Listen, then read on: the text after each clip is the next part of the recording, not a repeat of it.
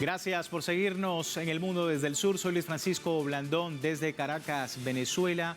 Hoy hablando de Ecuador, el presidente del país, Daniel Noboa, anunció la aplicación de un arancel del 30% a las importaciones provenientes de Colombia, con entrada en vigor en el mes de febrero, mientras el discurso oficial señala a Bogotá por no cooperar contra el narcotráfico. La lectura política sugiere que se trata de una maniobra unilateral para desviar la atención de las recurrentes fallas de seguridad internas que padece el gobierno ecuatoriano en sus fronteras, la falta de control sobre el principal centro de operaciones del narcotráfico internacional.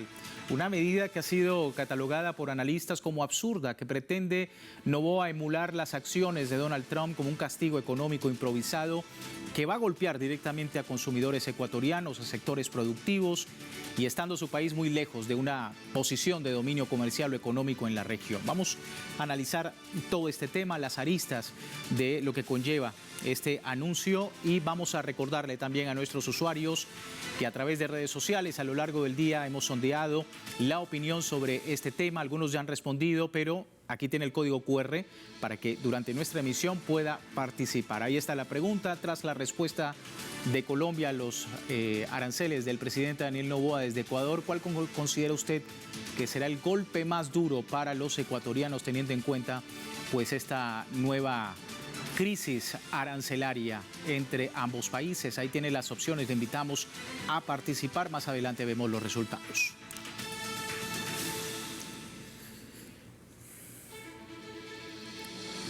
Y paso de inmediato al análisis. Pablo Dávalos, economista, director del Foro de Economía Alternativa y Heterodoxa, profesor universitario, nos acompaña desde Ecuador. Pablo, qué gusto tenerte con nosotros. Bienvenido. Muchísimas gracias por la invitación. Un saludo muy cordial. Bueno, para iniciar, hablar de Ecuador, Pablo, Noboa realiza esta disputa comercial con Colombia, aranceles del 30%. ¿Qué representa la medida claramente emulada por Daniel Noboa directamente de Donald Trump, que, como hemos visto durante el año 2025, más que estrategia comercial, pues tiene un claro componente político? Tu lectura sobre todo este escenario.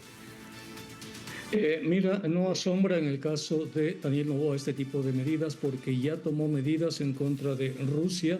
Recuerda tú cuando quiso toda la maquinaria militar industrial utilizarla para el conflicto ucraniano, y eso provocó que Rusia finalmente proteste, y además puso en riesgo a la exportación de flores desde Ecuador hacia Rusia. También invadió militarmente la Embajada de México, lo que constituye un acto que contraviene todas las relaciones internacionales. Y ahora creo que es una medida absolutamente absurda de imponer aranceles cuando el comercio exterior con Colombia es un comercio que está relacionado con la producción de Ecuador. Ecuador le compra a Colombia muchos insumos productivos, le compra cosméticos, le compra maquinaria, le compra equipos eléctricos. Hay muchos industriales que en su modelo de negocios viven y hacen precisamente su negocio con importaciones de Colombia. En el caso de Ecuador, nosotros le vendemos a Colombia alrededor de unos 800 millones de dólares y le compramos alrededor de 1.700 millones para un déficit de 1.000 millones de dólares. Pero el comercio, importación y exportación entre Colombia y Ecuador representa el 2% de todo el comercio, toda la balanza de pagos del Ecuador. Y en el caso de Colombia representa menos del 1%. Entonces no se entiende este tipo de políticas para un país tan pequeño, a condición que existan otros determinantes, otras explicaciones. Sí, por otro lado, también preguntarte, Pablo, sobre los efectos en los consumidores, en el ecuatoriano de a pie. ¿A quién impacta directamente estas acciones? Los aranceles impactan directamente a los consumidores, impactan directamente en la formación de precios. Hay muchos productos colombianos, confetis, por ejemplo, café, que se consume muchísimo en el Ecuador, el café de Colombia. Por decirte algo, una bolsa de 400 gramos de café que en este momento se vende en $9, café Vélez, por ejemplo, que es muy utilizado, este momento pasaría a costar $12, lo que hace que muchos consumidores ya no tengan, si tú quieres, la posibilidad de acceder a este tipo de bienes. Eso va a provocar una contracción en los mercados, va a subir de una forma, creo yo, innecesaria, y obviamente va a afectar en la inflación del país. Sí, esto ocurre, vamos a ver la arista sobre todo en un panorama de crisis multidimensional, como lo han comentado algunos analistas en Ecuador, un país que se posiciona como el principal exportador de drogas desde el Pacífico. Este país atraviesa una crisis sin precedentes, sumido en una espiral de narcoviolencia, de sicariato, también que lo ha posicionado como el país más violento de Sudamérica. Investigaciones vinculan la familia de Daniel Noboa con Lanfranco Holdings, sociedad offshore controladora de Noboa Trading. Dicha empresa ha sido interceptada 3 veces con cargamentos de cocaína. 70% de las drogas que llega a Estados Unidos es precisamente de este centro de operaciones del narcotráfico en Ecuador, específicamente desde el Pacífico, informado por el propio organismo de la Organización de las Naciones Unidas. Preguntarte en este escenario, porque dicen, Pablo, analistas, que la actitud de Noboa parece más un distractor para los problemas internos más que una estrategia real de la seguridad, porque irónicamente señala Ecuador a Bogotá sobre la falta de cooperación, mientras el mismo Ecuador es considerado precisamente el mayor centro del narcotráfico en la región. Totalmente es así. Y no solo eso, fíjate tú que la principal autoridad del sistema de justicia en el Ecuador, el Consejo de la Judicatura, es un abogado que se llama Mario Godoy, y este señor Mario Godoy este momento está en la vindicta pública porque mantiene un bufete de abogados que defienden a los narcotraficantes. Se sabe ya por denuncias públicas que el presidente de la Judicatura, Mario Godoy, ha ejercido presión sobre jueces en lo que tiene que ver con sentencias justamente de personas vinculadas al narcotráfico. Este escándalo, si tú quieres, atraviesa este momento los principales titulares del Ecuador. Por eso no deja de haber una dosis de cinismo por parte de Noboa de reclamarle a Colombia que no ha colaborado en términos de narcotráfico, cuando en el caso del Ecuador abogados vinculados al narcotráfico manejan la justicia del país. Fíjate tú que en este momento hay una denuncia también que da cuenta que el principal proveedor de droga de los narcos aquí en el Ecuador para la exportación es la Policía Nacional. Se ha demostrado que de todas las incautaciones que se generan de drogas, la policía vuelve a reciclar esa droga, la vuelve a vender a los narcos. Por eso la policía del Ecuador se convierte en una especie de interfaz de este negocio de drogas. Entonces, en el Ecuador, en los últimos años ha habido un deterioro institucional muy fuerte. El narcotráfico, el narco ha contaminado las instituciones de justicia, ha contaminado absolutamente todo, ¿no?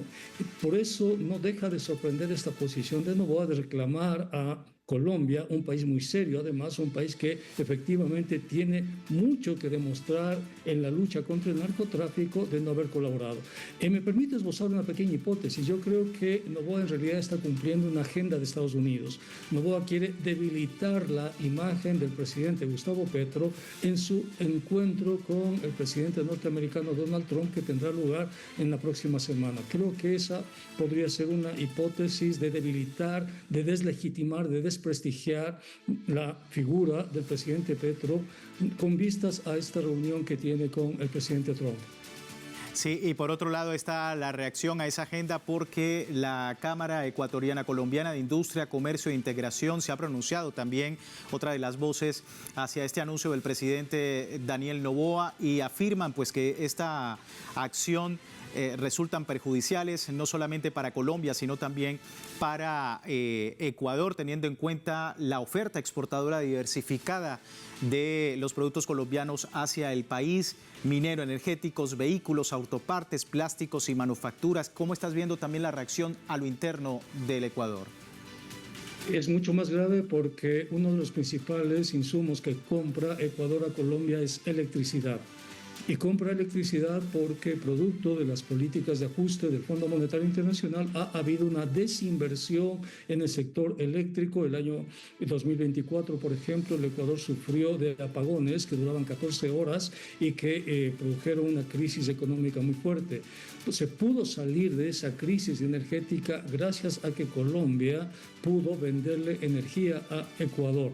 Estamos en un contexto donde sigue la desinversión en el sector público y sobre todo todo en el sector eléctrico, no se ha cumplido con la mínima inversión y el Ecuador enfrenta muy probablemente una nueva crisis energética. ¿Cómo va a salir de esa crisis energética cuando su principal proveedor, que es Colombia, ha sido de una u otra manera, creo yo, desprestigiado a nivel internacional con una acusación absolutamente falsa y sometido a aranceles que perjudican al propio Ecuador? Entonces el escenario para Ecuador es muy, si tú quieres, delicado. Quien pierde no es Colombia, quien pierde con la decisión de Noboa es el Ecuador, porque no tiene acceso a la energía de Colombia, porque destruye las capacidades de sus propios empresarios. Ya hay pronunciamientos de las cámaras de comercio, etcétera, que están en contra de esta decisión de Noboa. En consecuencia, esta es una decisión que le resta muchísimo más la legitimidad y la credibilidad en un contexto donde la sociedad ecuatoriana ya está pidiendo la revocatoria del mandato del presidente Noboa.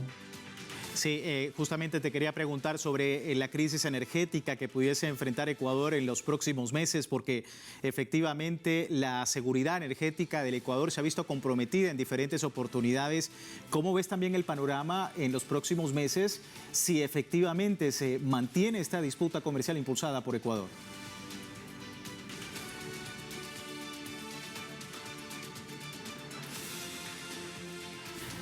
Sí, allí me escuchas, sí. Pablo. Escucho. Sí, te preguntaba sobre esta última arista que me comentaba sobre la crisis energética en Ecuador y teniendo en cuenta el impulso que está haciendo el país desde los aranceles. ¿Cómo ver esa crisis en los próximos meses si se amplía aún más pues, la controversia arancelaria con Colombia, teniendo en cuenta que ya en reiteradas oportunidades hemos visto a Ecuador tener estos problemas de seguridad energética? Efectivamente, el Ecuador no tiene una política de inversión pública desde hace algunos años. Todos los proyectos energéticos que tenían que haberse construido en estos últimos años no pudieron llevarse a cabo producto del cumplimiento de las medidas de austeridad y consolidación fiscal previstas en las respectivas cartas de intención con el Fondo Monetario Internacional. Entonces hay un desfase entre la oferta energética y la demanda energética. Ese desfase no ha sido cubierto. Lo que se ha hecho para cubrir cuando las cotas de las represas no han podido generar la electricidad es pedirle a Colombia una conexión y comprar la energía a Colombia. En el 2024 esas compras alcanzaron alrededor de unos $200 millones en energía. Este momento, con estas políticas de aranceles y sobre todo cuestionar las políticas de seguridad del presidente Petro, que me parece lo más grave porque genera una crisis internacional, el Ecuador está en riesgo de repetir nuevamente la crisis energética de fines del año 2024. Eso va a significar una crisis que va a provocar recesión económica, va a provocar disminución de la actividad económica, producto de este tipo de medidas abruptas, innecesarias y que en realidad obedecen a una agenda geopolítica internacional. Y en medio de una crisis multidimensional, como dicen los analistas, de lo que ocurre en Ecuador, no solo en materia de seguridad, sino también en otros aspectos que está golpeando la economía ecuatoriana. ¿Se entiende el análisis, Pablo? Muchísimas gracias por tu tiempo con nosotros. Muchas gracias. Hasta pronto. Ahí está el análisis sobre esta situación. Vamos a despedir la primera parte del programa. Recordando, la audiencia tiene tiempo de participar en la encuesta que hemos publicado en redes sociales con este código QR y al final de la emisión vamos a analizar con ustedes los resultados. Por lo pronto, breve pausa, ya regresamos con más en El Mundo desde el Sur.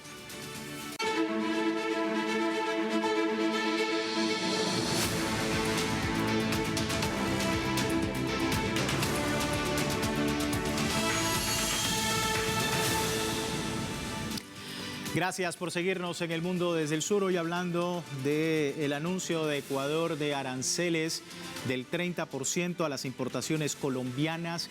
Y bueno, la respuesta desde Colombia a estos gravámenes se traduce en una suspensión del suministro de la energía eléctrica, un arancel espejo a los productos ecuatorianos. Colombia va a aplicar 30% a 20 productos importados desde Ecuador, una respuesta a esta decisión unilateral de Quito. La ministra de Comercio, Diana Morales, aseguraba que la acción es correctiva y que busca proteger el aparato productivo nacional tras la alteración de las reglas comerciales por parte de Ecuador. Bogotá aclara que mantiene abiertos los canales diplomáticos para buscar una solución negociada en medio de esta estrategia por parte de Carondelet, donde se pretende emular, ya lo comentábamos antes, las acciones del presidente de los Estados Unidos, Donald Trump, esa agenda de presentar los aranceles como un castigo económico improvisado que incluso va a golpear directamente a consumidores ecuatorianos, pero también una afectación a los colombianos. Así lo afirma la directora de la Cámara de Comercio Colombo-Ecuatoriana, Olivia Díaz Granados, que hablaba precisamente pues, de este impacto en lo comercial y por supuesto en la vida cotidiana tanto de los ecuatorianos como de los colombianos. Me acompaña Miguel Ángel Herrera, analista, profesor, investigador de la Facultad de Derecho y de Ciencias Políticas de la Universidad Nacional de Colombia, doctorante de Estudios Políticos. Muchísimas gracias, Miguel Ángel, por tu tiempo con nosotros y la audiencia. Bienvenido. Cómo no, muy buenas noches.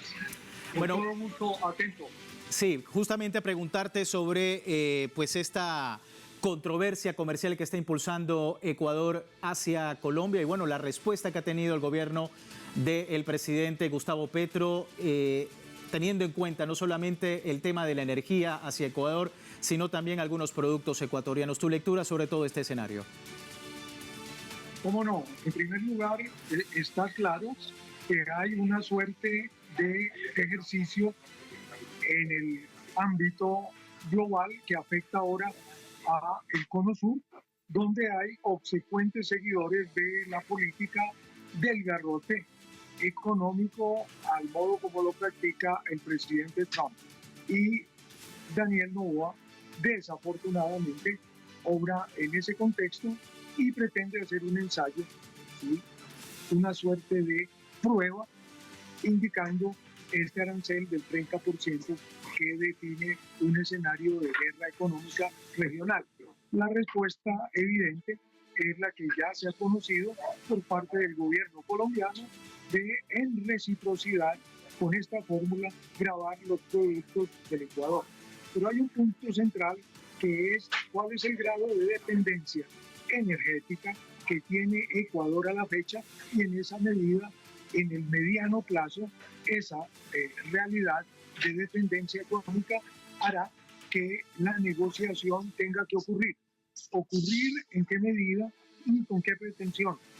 En esos términos también Colombia ha desplegado sus baterías con relación a 20 productos ecuatorianos y no es un secreto que el intercambio económico entre Ecuador y Colombia marca a quién beneficia esa balanza de carácter comercial.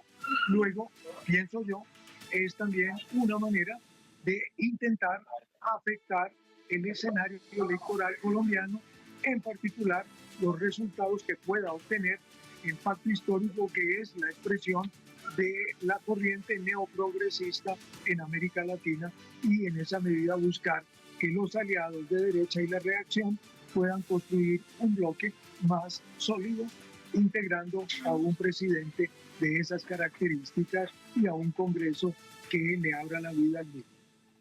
Sí, y se va actualizando información. Miguel Ángel, hace momentos reaccionaba el presidente colombiano Gustavo Petro. Esto decía sobre la situación y estos aranceles de Ecuador. Escuchamos. Cuando necesitaban. Ahora como no necesitan, pues están viendo de saber quién se hace más amigo del que más grita, pero a mí no me gusta gritar a veces. Esa era la respuesta de Petro recientemente y a esto se añade un comunicado del Ministerio de Relaciones Exteriores de Colombia que expresaba su plena disposición para abordar esta situación a través de un diálogo bilateral y constructivo que dé lugar a una resolución amistosa. Una nota verbal, Miguel Ángel, que da cuenta precisamente del diálogo a pesar de las diferencias y pues de toda esta retórica de Ecuador contra el gobierno de Gustavo Petro. ¿Tu lectura? Un punto central que lo conocen los ecuatorianos y los colombianos es la realidad de las fronteras entre Colombia y Ecuador. Ha habido un proceso de abandono efectivo de las zonas de frontera y que en el caso real de Ecuador es un laboratorio, la provincia de Sucumbíos. ¿Sí? Lo que no veo yo claramente es el interés específico del gobierno de Daniel Noboa de transformar las condiciones de existencia de los ecuatorianos y de la población migrante que allá habita.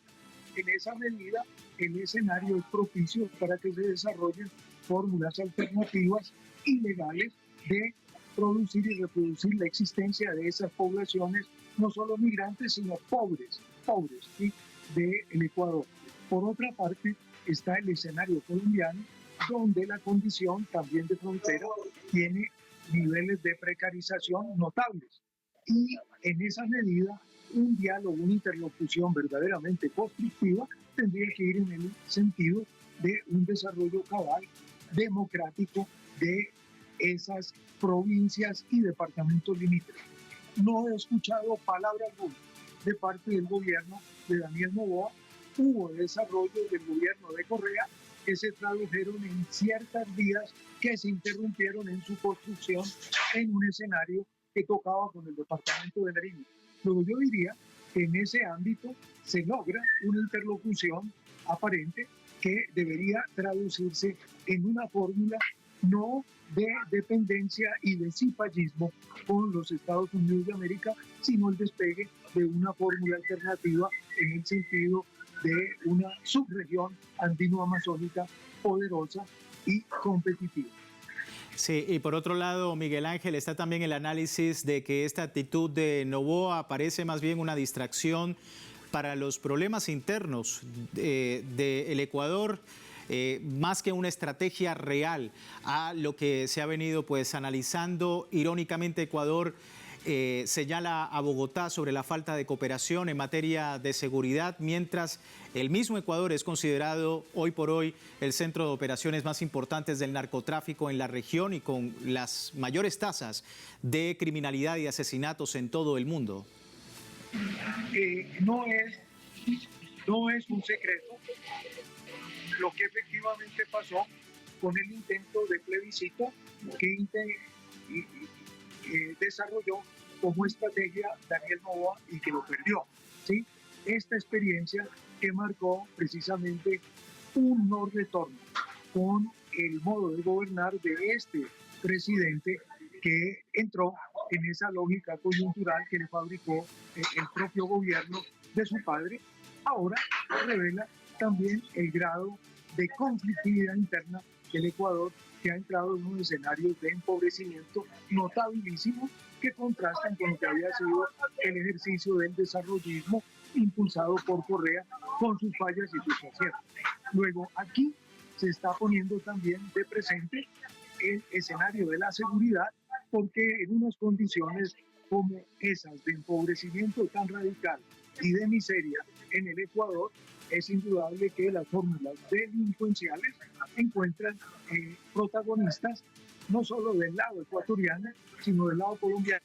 Pero es importante recordar, por ejemplo, que en un escenario como el de Ipiales, la actividad comercial que se desarrolla entre Ecuador y Colombia muestra que hay una lógica distinta a mostrarse los dientes de una fórmula de construcción en el sentido propositivo de transformar al lado y lado de la frontera las condiciones de las poblaciones deprimidas y empobrecidas, que no son solo ecuatorianas, pero ahora mayormente, y las colombianas. Por último, preguntarte, Miguel Ángel, sobre la repercusión internacional, porque con esto los analistas dicen que se está transgrediendo los acuerdos comerciales, acuerdos diplomáticos también, y muy probablemente a través de los, digamos, algunas voces dentro de Ecuador y también de Colombia. Hablaba la Cámara ecuatoriana colombiana sobre estos aranceles y otras voces también dentro de Colombia, que esto por supuesto perjudica los acuerdos comerciales en la región. ¿Cómo estás viendo? ¿Se presenta como un precedente peligroso para Latinoamérica? Sí, es un precedente peligroso, pero de alguna manera replica en un grado relativamente pequeño esa idea, ¿no? Y esa fórmula de Trump de patear el tablero, ¿sí? Y decir que yo como jugador poderoso defino cuáles son las reglas del juego, y esas reglas del juego las tienen que aceptar a rajatabla los contrincantes o adversarios míos. Esa no es una fórmula distinta a un escenario de guerra económica que, por supuesto, está condicionada a las respuestas que ya están empezando a darse en el ámbito global. Particularmente, por ejemplo, Europa pareciera empezarse a sacudirse de la camisa de fuerza que le había puesto los Estados Unidos con el chantaje de financiar militarmente eso que se llamaba la OTAN y que ahora es desprecio. En el caso concreto de los acuerdos en América Latina y en Sudamérica, por supuesto que están ahí presentes y se ponen a prueba si en efecto son útiles o no, lo cual no quiere decir que no puedan cambiarse reglas de juego, pero tienen que cambiarse de manera recíproca. Y si no, el resultado será el de la ley del más fuerte. Y en esa medida pareciera ser que Ecuador quiere jugar la fórmula contraria a lo que era la idea bolivariana del Congreso Histórico de Panamá, y de ese modo ganar indulgencias con camándula ajena a través de tentar el interés de Trump en intervenir ya más en profundidad en Sudamérica. Veremos cómo termina este juego de Daniel Noboa sobre los aranceles hacia Colombia. Miguel Ángel, muchísimas gracias por tu tiempo con nosotros. No, todo gusto. Buenas noches. Muy buenas noches. Miguel Ángel Herrera, analista, profesor, investigador de la Facultad de Derecho y Ciencias Políticas de la Universidad Nacional de Colombia. Preguntábamos más temprano a la audiencia sobre esta situación tras la respuesta de Colombia a los aranceles del presidente Daniel Noboa desde Ecuador. ¿Cuál considera usted será el golpe más duro para los ecuatorianos? En este momento el 64% de los usuarios nos comenta uno de los factores importantes en esa crisis multidimensional que es la crisis energética. El mayor puntaje de la respuesta de nuestros usuarios va enfocada a ese escenario tan importante para el Ecuador. Crisis energética, el mayor impacto que va a tener estas medidas de aranceles en Ecuador. Nosotros agradecemos a la audiencia por su comentario y con esto finalizamos la presente emisión del Mundo desde el Sur, www.telesurtv.net, con nuestra señal en tiempo real desde cualquier parte del mundo, y en Telegram, el servicio informativo de Telesur, las 24 horas del día, siempre con una perspectiva del mundo desde el sur. Soy Luis Francisco Blandón, gracias por seguirnos.